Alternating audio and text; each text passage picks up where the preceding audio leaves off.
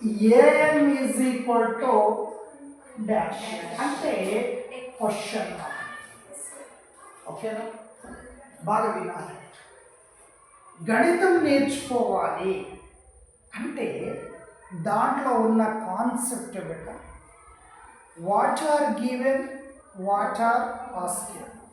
So here in this first problem a is equal to 7, d is equal to 3, n is equal to 8, an is equal to question mark. So we know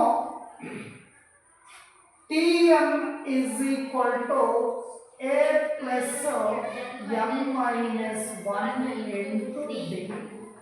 మనకు తెలుసు బెట previous క్లాస్లో tn is equal to a plus n minus 1 into d అనే ఒక సూత్రాన్ని మనం నేర్చుకున్నాం.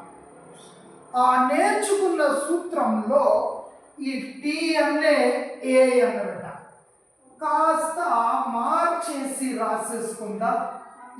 an is equal to a plus n minus 1 into d.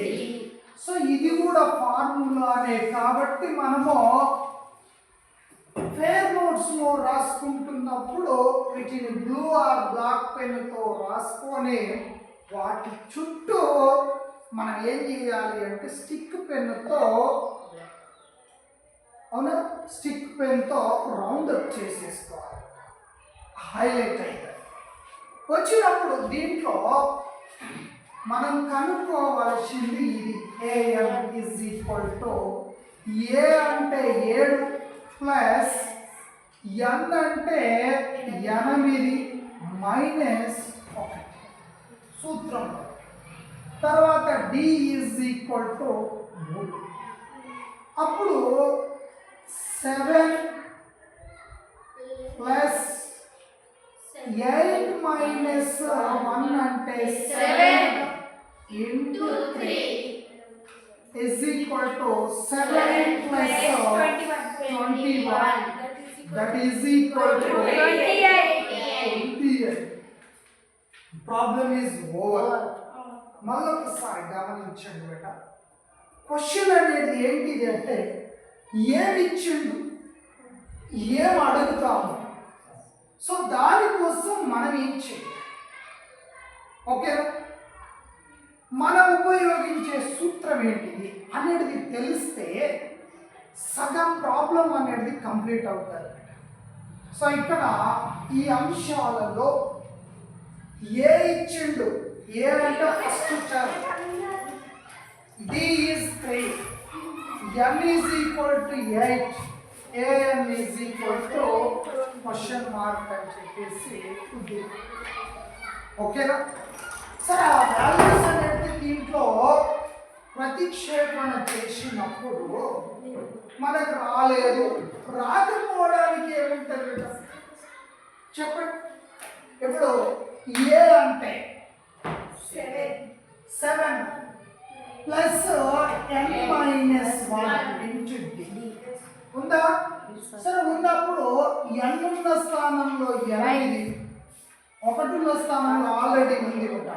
d అంటే ఇదంతా 3. సో ఇక్కడ 7 ప్లస్ 7 ఇంటూ 3 అంటే ఇది 21. ఈ రెండింటి యొక్క మొత్తము ఎంత అయ్యిందంటే 28. ఒకవేళ అది మీకు అర్థం కాలేదు అనుకుందాం కాసేపు రెండో లెక్కను ఒకసారి మనము పరిశీలించినట్లయితే